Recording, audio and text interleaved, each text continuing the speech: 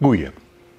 Stikstof is op hemzelf helemaal net gevaarlijk. 28% van de lucht die we om ons inademen, die bestaat uit stikstof. Pas als je er oren rommel in de stikstof, de lucht te smieten, dan komt er probleem.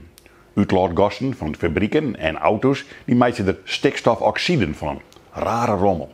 Maar ja, auto's en fabrieken, nou, daar komen die politici net aan. Die gaan gauw naar punt 2. Dat een kool op hetzelfde plak skiet en miekt, die jaren dan in aanraking komt met stikstof en hup, in één hebben we ammoniak. En als je erop drinkt, dan ga je daar.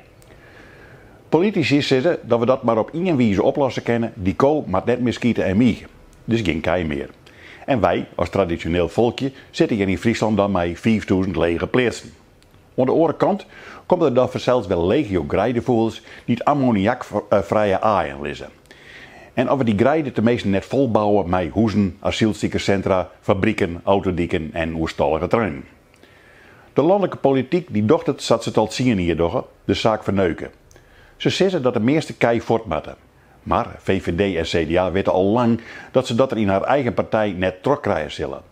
Hoewel de VVD er maar 1% als wat doorheen ziet, hadden leden van die partijen al zijn dat het net terug moet. Nou, en ik wik je hem, ze doen dit keer echt wel wat die leden zeggen. En daardoor wordt het alles minstens 3 jaar langer. Of een regeringscrisis, omdat D66 het verder verdomt, maar dat hindert de oren niks, want ik ken ze wel verder met de boerenpartij. Friesland vindt het trouwens ook wel goed. Daarvoor hingen die boeren net met trekkers naar de tabaksmerk komen hoekt. Het houdt verder ik net in, want over nationale zaken had Friesland helemaal neer in te brengen.